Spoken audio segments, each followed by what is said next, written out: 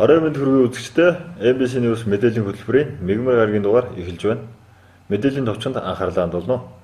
Иргэдийн шилжилт хөдөлгөөний 2 дугаар сарын 1-ээс зогсоно. Увс аймгийн Улаанумсмын хаан банкны төв салбарт өөртөө үйлчлэх банк буюу киоск машин сууриллаа. 25-45 нас хүрсэн иргэд иргэний үнэмлэхээ хуулийн хугацаанд сунгах шаардлагатай. Улаанумсмын 10 дугаар багийн мөнхшрэлт өрхийн эрүүл мэндийн төвийн үйл ажиллагаа сайжирчээ. Эдгээр болон бусад мэдээллийн дэлгэрэнгүй анхаарлаа хандуулно. Мэдээ эхлэж байна. Улсын хурлын сонгуулийн тухай хууль заасны дагуу 2020 оны 2 дугаар сарын 1-ээс сонгууль болсны дараах өдрийн тэг цаг хүртэл иргэдийн засаг захиргааны нэг нэгжээс нөгөө нэгжид шилжин суурьших хөдөлгөөнийг төр зогсооно. Манай аймгийн хэмжээнд 200 гаруй иргэн нь хаягийн бүртгэлгүй байна. 2020 оны 6 дугаар сард Монгол Улсын их хурлын сонгуулийг болон сонгуулийг өгтөж, Улсын их хурл сонгуулийн хуулинд нэмэлт өөрчлөлт оруулсан шинэ батлагдсан хуулиар өмнөх сонгуулиудаар гарч байсан иргэдийн шилжилт хөдөлгөөнтэй холбоотой маргаан гарах боломжийг хааж өгсөн гэдгийг албаны хүмүүс онцлон хэлж байсан юм. Тухайлбал сонгуулийн санал хураалттай холбогдуулан иргэдийн шилжилт хөдөлгөөнийг зогсоохоор хуульчилсан хуульд заасны дагуу 2020 оны 2 дугаар сарын 1-ээс сонгууль усны дараах өдрийн тэг цаг хүртэл иргэдийн засаг захиргааны нэг нэгжээс нөгөө нэгжид шилжин суурьших хөдөлгөөнийг төрөө зогсоохоор болсон юм а. Улсын хурлын сонгуулийн тухай хуулийн 25-ийн 1-д зааснаар иргэдийн шилжилт хөдөлгөөний одоо 20 оны 2 сарын 1-ээс эхлээд зогсоож байгаа. Одоо манай аймгийн хэмжээнд одоо хаяггүй 200 гаруй иргэд байгаа. Тэгээд хаягийн хөдөлгөөнгүй иргэд маань нэгд улсын хурлын сонгуул өгөх боломжгүй болдог. Нэрийн жагсаалтанд нэр нь орж ирэхгүй. Тиймээс иргэдийг бас өөрсдийнхээ мэдээллийг манай улсын бүртгэлт ажилтнанд хандаад шалгуулад хаяггүй хүн байх юм бол яаралтай гэж хаягаа бүртгүүлэхийг бас уриалж байна. За жишээ нь бол хаяггүй хүмүүс ихэвчлэн Улаанбаатар хот руу шилжсэн хүмүүс очоод хоттой бүртгүүлээгүй байх юм бол хаяггүй байгаа. Энэ нь бол 2018 оны 11 сарын 1-ээс урагшаа шилжсэн хүмүүс байгаа. Урдны хуучин хуулиар бол бид бүхэн шилжиж явсан, шилжиж ирсэн гэсэн хоёр талдаа бүртгэл хийжсэн. Тиймээс иргэд бас шилжиж явчаа, шилжиж ирсэн талдаа бүртгүүлээгүй учраас хаяггүй болсон байдаг ийм хүмүүс байгаа. За шинэ хууль хэрэгжээд 18 оны 11 сарын 1-ээс хойшоо хүмүүс бол ийм асуудал байхгүй. Зөвхөн шилжиж ирсэн талдаа бүртгүүлээд хаягтай гэсэн гэж ойлгож болно. Манай аймгийн хэмжээнд 200 гаруй иргэд хаягийн бүртгэлгүй байна. Аймгийн улсын бүртгэлийн газраас 2 дугаар сарын 1-ээс өмнө бүртгэлгүй иргэдийг бүртгэлтэй болгох тал дээр анхааран ажиллаж байна. Тухайн хаягийн бүртгэлгүй иргэдийн нэгтгэх нь 2018 оны 11 дугаар сарын 1-ээс өмнө шилжсэн иргэд байгаа бөгөөд тухайн үед хоёр талдаа бүртгэлээ хийлгдэг байсан. 2018 оны 11 дугаар сарын 1-ээс хойш шилжсэн хүмүүс бүртгэлээ нэг талдаа хийлгдэг болсон бөгөөд үйл хөдлөх хөрөнгийн болон газрын гэрчлэгийг үндэслэн бүртгэдэг болсон юм а. За тэгэхээр манай аймгийн хэмжээнд байгаа хаяггүй хүмүүсийг бид бүхэн одоо хүн болгонтой холбогдоод за ирж хаягаа бүртгүүлээсэ гэсэн утсаар холбогдоод хэлж байгаа. Бас утас нь холбогдохгүй хаана яваа мэддэхгүй хүмүүс бас олон байгаа. Тэгээд тэр хүмүүсийн ах トゥ хамаатан садан байх юм бол бас манай улсын бүртгэлийн сум болгонд манай улсын бүртгэгч ажилдаг. Тэр хүмүүстэй холбогдоод өөрсдийнхөө мэдээллийг шалгуулад хаягийн хөдөлгөөнийг хийх боломжтой байгаа. Хаягийн хөдөлгөөн хийлгэхэд 2500 төгрөгийн үйлчилгээний хураамжтай үйл хөдлөх хөрөнгийн гэрчлэгээ газрын гэрчлэгээ үндэслэж бүртгэж байгаа. Урдны хуучин хуулиар бол бид бүхэн ямар нэгэн одоо гэрчлэгээ юу шаардахгүй зөвхөн иргэн хүсгэл юм ба шилдвэл одоо заавал одоо хөрөнгийн гэрчлэгээ үндэслэж бүртгэдэг болсон байгаа. Энэ нь бол газрын гэрчлэгээ, үйл хөдлөхийн гэрчлэгээ, түрээсийн гэр яаж болно. Манай хуулинд бол тодорхой заагаад өгсөн байгаа. Одоо яг аймгийн хэмжээнд бүртгэлгүй хүчний иргэд. Манай ерөнхий газраас ирсэн нэр одоо бол 196 хүний нэр ирсэн байна. Одоо бид бүхэн энэ хүмүүстэй ажиллагаа хийгээд одоогийн байдлаар нэг одоо сумуудаас би бас тайлангаа аваагүй. Яг хилээд бас ирэхгүй байна хүмүүст нь тий. Ийм хаягийн нотлохоромт аваад ингэ гэхээр ирэхгүй. Одоогийн яг миний авсан тайлангаар нэг 20 орчим хүн бол хаягтай болцсон байгаа. Тэгээ одоо ямар ч байсан 2 сарын 1 хүртэл бид бүхэн шахаад өдөр болгон мэдээ аваад хүмүүст нь хэлүүлээд энийг нэг адаглаад нэг доор хаш 50% ч юм уу тий 80% болох тийм шаардлагатай байна л гэж үзэж байна. Тэгээ ихчлэн сонгуулийн насны хүмүүс байгаа. Сумаар нэр нь ирсэн байгаа. Тэгэхээр иргэдийг бас аль болох тийм хот руу шилжээд бүртгүүлээгүй тийм хүмүүс байгаа юм бол одоо манай бүх сумууд бол онлайнд холбогдсон байгаа. Тэгэхээр хүн болгоны мэдээлэл очоод сумын бүртгэж шалгуулахад бүх мэдээлэл нь харагдах тийм боломжтой болсон байгаа.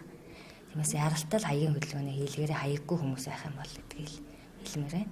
2018 онд шинжилэн батлагдсан улсын бүртгэлийн тухай хуулиар иргэн шилжилт хөдөлгөөн хийхдээ тухайн газараас хасалт хийлгэхгүй шилжиж очсон газараа бүртгүүлдэг болсон.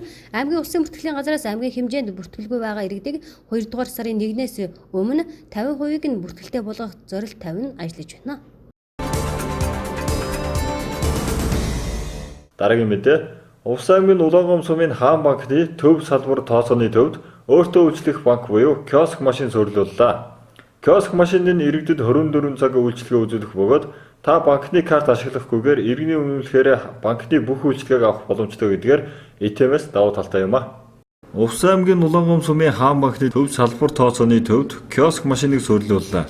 Киоск машинд нь иргэдэд 24 цаг үйлчилгээ үзүүлэх бөгөөд та иргэний үнэмлэхтэйгээ байхад хурууныг хийгээ уншуулна, харилцах дансны тодорхойлолт, хуулга, гүйлгээний баримтаа энэ төхөөрөмжөөс хэвлэн авч болохоос гадна өөрийн цахим шуудан болон хүссэн имэйл хаяг руугаа шууд илгээх боломжтой бөгөөд Хаан банк дотор болон банк хоорондын өндөр дүнтэй бэлэн бус гүйлгээ хийх, дебет картын захиалга, нөхөн авалт, сонголт, карт идэвхгүй болгох үйлчилгээ авч болохоос гадна тээврийн хэрэгслийн татварыг бэлэн бусаар төлөх боломжийг бүрдүүлжээ. Цаашлаад киоскоос элчин сайдын яамд төрийн байгууллагуудаас шаарддаг тодорхойлолт, хуулгыг заавал хэвлэж авах биш, тухайн газрууд руу шууд илгээх боломжийг бүрдүүлэхээр судална ажиллаж байгаа юм а. Хаан банкны нийт харилцагч нартай болон Увс аймгийн ард иргэд та бүхэндээ шинэ оны мэнд хүргье. Хаан банкны хувьд 2019 он амжилт бүтээлээр дүүрэн жил байлаа. 2019 онд бид шинэ бүтээгдэхүүн үйлчилгээг зах зээл дээр нэвтрүүлж ажилласан амжилттай жил болж өнгөрлөө. Тэдгээрээс дурдвал онлайн хадгаламж барьцаасан зээл, онлайн цалингийн зээл, за бусад аппликейшнийг хөгжүүлэлт гэдэг маш олон ажлыг хийж хэрэгжүүлсэн байна. Манай салбарын хувьд 2018 онд захин дээлрээ харьцаа 85-15 байсан бол энэ оны хувьд бол 93-7 болж нийт харилцагчийн 93% захимаар 7% нь банкн дээр ирж банкны бүтээгдэхүүн үйлчилгээг авсан байна. 2020 он гарсаар бид бүгдийн хувьд Хаан банк орон даяар нийтдээ 100 киоск машиныг зах зээл дээр нэвтрүүлээд ажиллаж байна. Киоск машины ИТМ-с ялгарх зүйл нь бол харилцагч картгүйгээр зөвхөн иргэний үнэлэх, хурууны хэгээ уншуулад бүх төрлийн бэлэн бус гүйлгээ, за мөн дансны хуулга авах, дансны тодорхойлолт авах, шинэ карт захиалах, шинээр захин бүтээгдэхүүнүүдэд холбуулах гээд маш олон бүтээгдэхүүн үйлчилгээг нэг дороос авах боломж бүрдсэн байгаа. Та тухайн төхөөрөмжийг хэрхэн ашиглахаа мэдэхгүй, эсвэл банкны үйлчилгээтэй холбоотой мэдээлэл авах хүсэлтэй бол киоскн дээр суурилуулсан харилцуулаар мэдээллийн ажилтнтай холбогдож, дэлгэцээр дүрсийг нь харна онлайнаар ярих боломжтой юм а.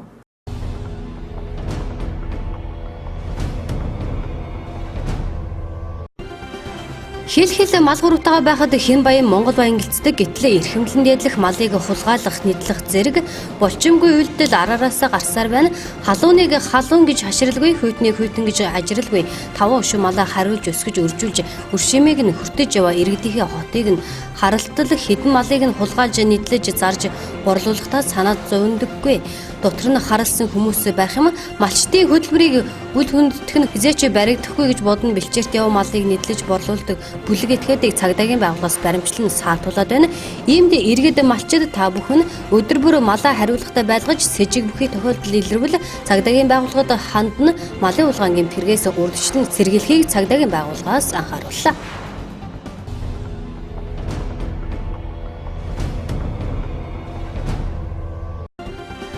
Цагдаагийн байгууллагын статистик мэдээгээр Монгол Улсын эрүүгийн хуулийн 17-гийн 3 дугаар зүйлд заасан заллах гэмт хэргийн гаралт нэмэгдэж нийт гэмт хэргийн 14-өөс 16% хүрлээ.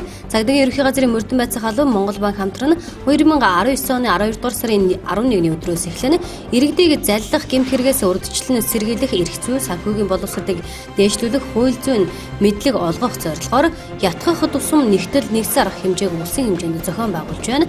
Энэхүү 2020 оны 1-р сарын 13-ны өдөр цагдаагийн ерөнхий газрын мөрдөн байцаах албаны заллах гэмт хэрэг мөрдөн шалгах хэлтсийн дарга цагдаагийн хуранда Батмөнх Монгол банкны олон нийтийн боловсрол мэдээллийн төвийн захирал Одон Тунгалаг, төлбөр тооцооны газрын бодлого зохицуулалт үйл ажиллагааны хэлтсийн захирал Батсайхан, Монгол банкны холбооны гүйцэтгэх захирал Үнэн Батнаар заллах гэмт хэргийн гаралт нөхцөл байдалд ангиллын талаар мэдээлэл өгөх зорилгоор хэвлэлийн уралдыг зохион байгуулсан байна.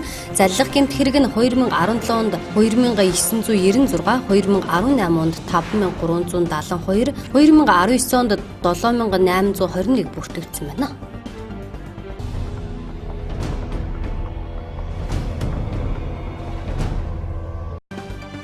Хөтөлбөр нийгмийн зөвшлийн 3 талт үндэсний тогтоолоор 2020 онд сарын хөдөлмөрийн хөсний доод хэмжээг 420 мянган төгрөг байхаар шинжилэн тогтоосон.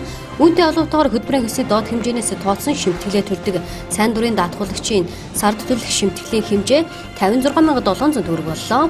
Харин үүнээс дээш дүнгээс шимтгэлээ төлдөг даатгуулагчийн төлөх дүн өөрчлөлт орохгүй ба сайн дурын даатгалын шимтгэлийн хувь хэмжээ 2019 онд мөрдөгдөж байсантай 13.5% ижил байна. Сайн дурын даатгуулагчийн гэрээний хугацаа дууссан тохиолдолд дараагийн сард багтаан шимтгэлээ төлж уг шимтгэл даатгалын санд орсон бол анх гэрээ байгуулсан хугацааг нэг удаа сунгасанд тооцно. Ингэснээр заавал хилтэс биеэр ирэх шаардлагагүй болж сайн дурын даатгуулагчдад чирэгдэлгүй боллоо.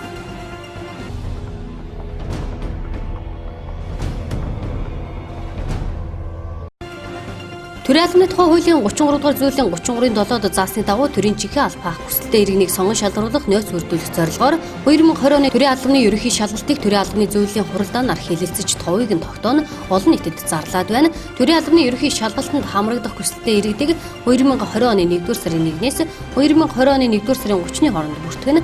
Харин төрийн албаны шалгалтыг 2020 оны 2-р сарын 7-оос 2020 оны 2-р сарын 17-ны хооронд зохион байгуулахар болсон.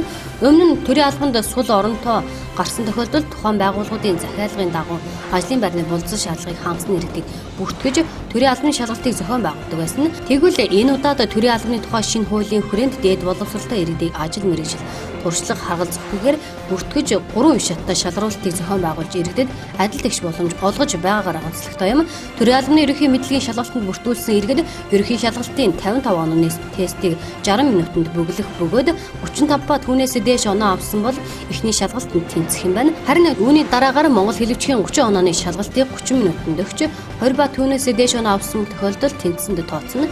Эцэст нь удирдах ур чадварын буюу дүйн шинжилгээний сорил болох 15 онооны шалгалт өгч 10 ба түүнээс дээш оноо авсан тохиолдолд тэнцэнэ. Төрийн албаны шалгалтын нийлбэр дүнгээр 65 ба түүнээс дээш оноо авсан тохиолдолд шалгаруулалтанд тэнцсэнд тооцогдож нөөцөд бүртгэгдэх юм. Ийхүү тэнцсэн иргэдээс төрийн албанд гарсан албан тушаалын сул оронтойг нөхөхдөө төрийн албаны тухай хуулийн 3.1-4 төрийн албаны зөвлөлийн 2019 оны 14-р тогтоолоор баталсан төрийн албаны тусгай шалгалт өгөх болцол журмын 1-ийн 1 заасны дагуу шийдвэрлэх юм байна.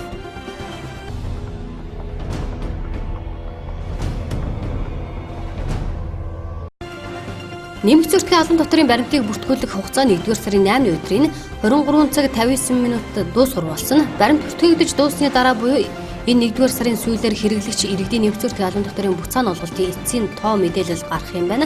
2019 оны нэмэгц зөрчлийн албан татварын урамшууллыг 2020 оны 1-р улиралд буюу тодорхойлбол 2-р сард багтаан олохоор ажиллаж буй талаар татварын байгууллагаас мэдэгдэж байна. Тиймээс иргэд хэрэглэгчдийн хувийн мэдээллээ бүрэн зөв оруулж түүнийг шалгах хэрэгтэй. Иргэд нэмэгц зөрчлийн албан татварын суудхан төлөгч өнхөн аж ахуйн нэгж байгууллагаас худалдан авалт хийсэн төлбөрийн баримтаа баримт системд бүртгүүлж төлсөн албан татварынхаа 20 хүртэлх хувийн буцаан олголтын урамшууллыг дараа оны 1-р улиралд авдаг. Тэгвэл 2020 оноос эхлэн нэмэгц зөрчлийн албан татварын буцаан олголтыг улирал тутамд олгож байхаар болоод байна. Нэг ёсонд тухайн улирал дууснаас хойш 45 хоногийн дотор буцаан олголтын мөнгийг иргэдийн насанд шилжүүлэх юм байна. Баримтаа бүртгүүлэх хугацаа энэ сарын 8-нд дууссан 2019 оны буцаан олголт олгох ажлын хүрээнд хэрэглэгчдийн мэдээлэл дутуу 13091 давхар аккаунтын бүртгэлтэй 43714 иргэн байгаа. Мөн Капитал банкны сонголттой иргэд байгаа. Капитал банкыг сонгосон 309 иргэн байна. Тэдний гар утасны баримт аппликейшнээр дамжуулан мэдээлэл засварлах тухай мэдээллийг хүргүүлсэнд эдгээр иргэд 1-р сарын 15-наас өмнө хэрэглэгчийн хэсэгтээ бүртгэлийн мэдээлэл засварлах шаардлагатай. Дараагийн мэдээ. Иргэний бүртгэлийн тухай хуульд заасны дагуу Монгол улсын иргэний үнэмлэх нь тус улсын иргэн мөн болохыг батлан гэрчлэх баримт болдог. Монгол улсын иргэний үнэмлэхийг 16-наас хүрсэн иргэнд шинээр 25-45-наас хүрсэн иргэнд хугацааг нь шинээр сольж олгодог. Сүүлийн үед иргэд иргэний үнэмлэхээ хуулийн хугацаанд зааснаар захиалж сонгохгүй байгаатай холбоотойгоор торгуулийн арга хэмжээг ихээр авах болжээ.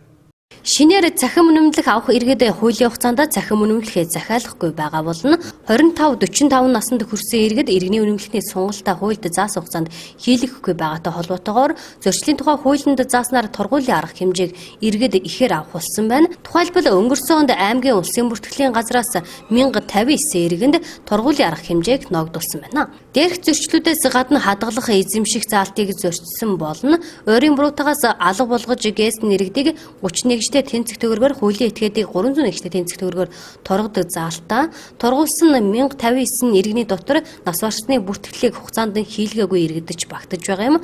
Хуульд зааснаар нас барсны бүртгэлийг аймаг нийслэлд 7 хоногийн хугацаанд суманд 3 хоногийн дотор бүртгүүлэх шаардлагатай байдаг байна. Харин шин төрсэн хүүхдийг эцгийнх асран хамгаалагчин 30 хоногийн дотор улсын бүртгэлийн хилтээс бүртгүүлэх ёстой байдаг гэнэ. За тэгэхээр насанд хүрсэн болон 25-45 нас хүрсэн хүмүүсд иргэний үнэмлэхийг авахгүй за сунгуулахгүй яваад байгаа тохиолдлууд бас маш их байгаа. Тэгэхээр 2019 онд манай аймгийн хэмжээнд одоо хичнээн иргэн бас энэ хүү зөрчлийг бас гаргаж байна. Энэ талаар бас мэдээлэл өгөхгүй юу? За та бүхэндээ энэ өдрийн мэндийг хүргэе.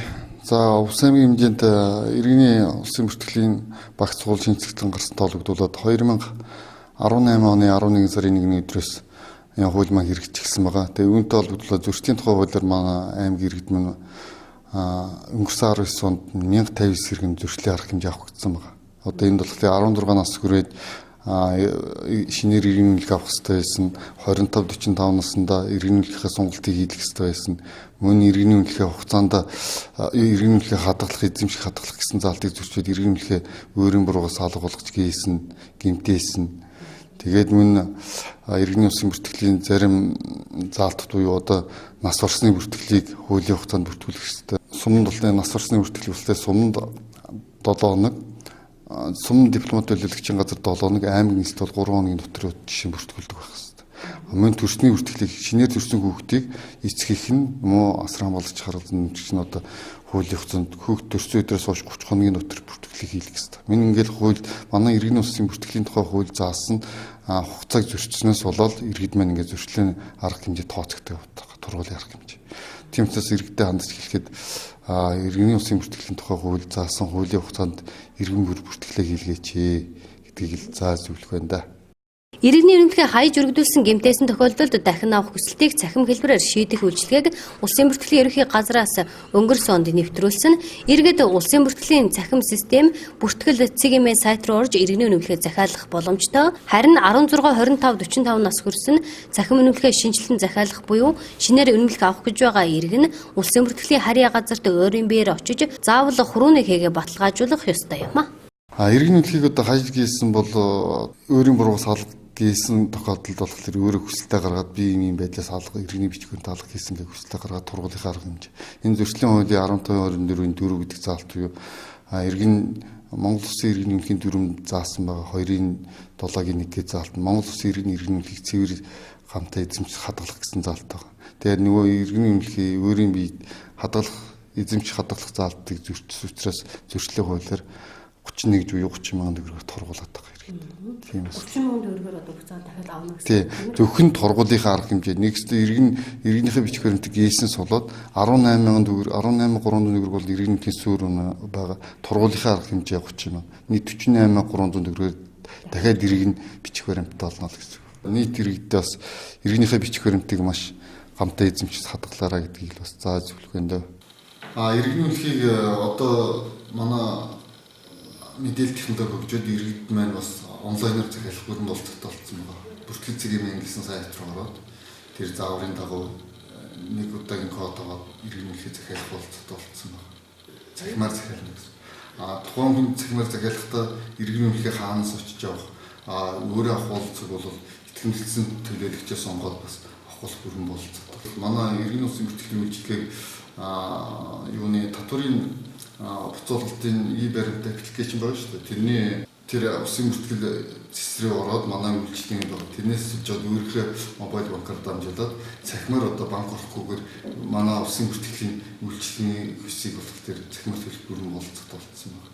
Ийм давуу талууд байна. Иргэд бас энийг бас мэдэхгүй учраас банк интервью цаг хугацаа алдах тал их гарч байгаа.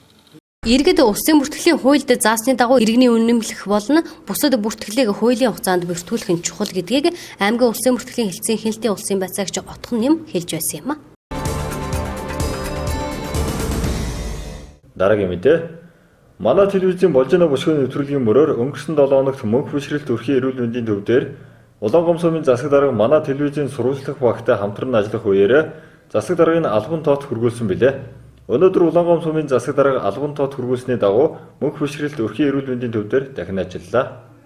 Өнөөдөр Улаангом сумын засаг дарга албан тоо түргүүлснийхээ дагуу Мөнх бишрэлт өрхийн эрүүл мэндийн төв дээр ажиллалаа. Мөнх бишрэлт өрхийн эрүүл мэндийн төв нь албан тоотын дагуу явуулсан 9 ажлыг биелүүлж, эмэгтэйчүүдийн үйлчлэгийн өрөөгөө тогтчуулна, хүчил төрөгчийн аппарат, ус бусалгагч, самдал ор нэмж тавина, үйлчлүүлэгчдийн хүлээлгийн танхимыг тогтчуулж, шинээр ажлын орон тоо нэмэн, иргэдийн үйлчлүүлэх 5 тухтай орчныг бүрдүүлэн ажиллаж эхэлжээ.